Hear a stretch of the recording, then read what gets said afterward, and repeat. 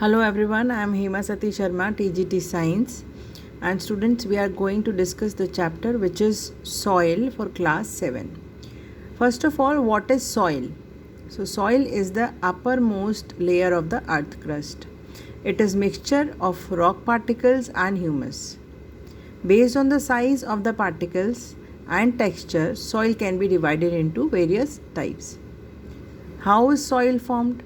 Soil is formed from weathering of the parent rock, and the texture of the soil depends upon the parent rock only. So when the earth was formed in the beginning of earth was a rocky structure. So with the influence of different elements of weather like air, water, the rocks weathered or they broken down into pieces, and eventually through the gradual process soil is formed. So weathering is the process by which rocks on the land surface break down or crumble because of the action of the elements of weather such as rain, frost and temperature changes. This process takes time, maybe 100 years, and then only the fine soil is formed. So you can see weathering is a process which takes longer time. So here in this slide you can see that this is a bedrock or this is a parent rock, and weathering begins. That means action of the weather begins and the bedrock begins to disintegrate or breaking down.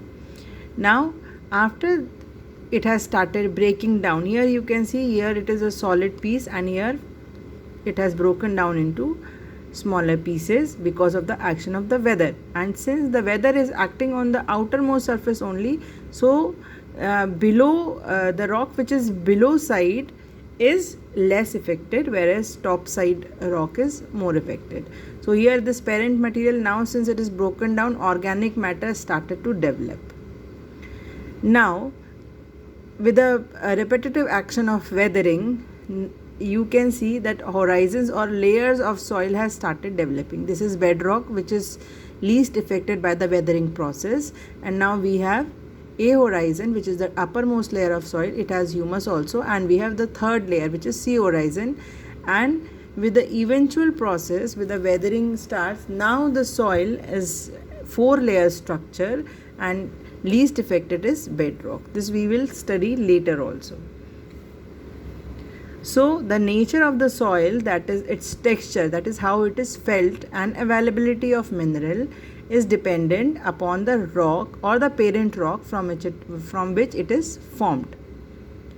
The rock from which a soil is formed is called a parent rock.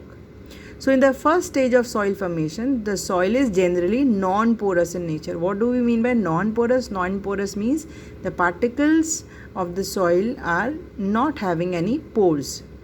Then slowly and gradually the soil turns having air and water in the pores. Now we'll be studying the role of different elements in the formation of soil. So first of all, we will be discussing the role of water in the formation of soil. Rainwater enters rocks crevices and freezes in winter. So wherever rain is there, rainwater enters inside the rocks pores or holes and stay there, and during winter it freezes. When water freezes, water expands. So upon freezing, the rainwater expands, and this expansion put pressure on rocks, and rocks are broken into smaller pieces. Now these smaller pieces of rocks are rolled down or moved through the force of flowing water.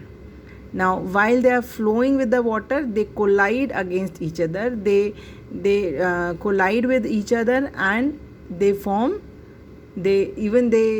convert into smaller pieces and they break down. So here this is the role of water in the formation of soil. Now what are the role of plant roots in the formation of soil? Roots of the plants enter the crevices of the rock in search of water. So plants they dig their roots inside the rock in search of water.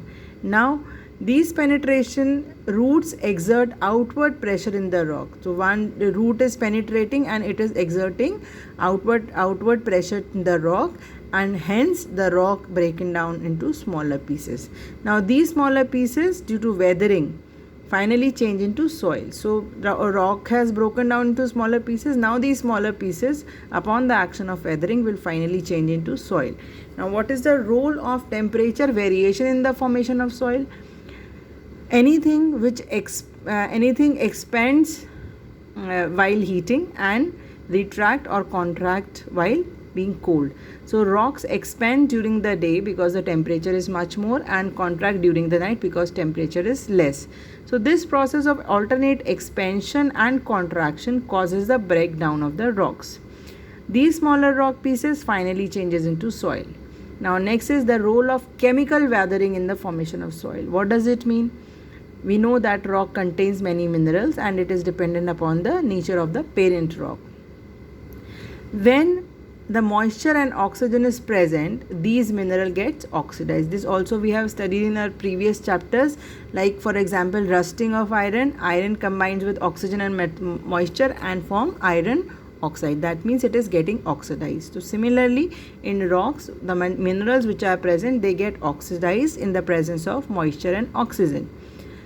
This makes the soil brittle, that means easy tendency to break down, which then crumble to form the soil. So here are the factors which are having a important role in the weathering of the soil. In our next class, we will be studying more about the soil. Thank you.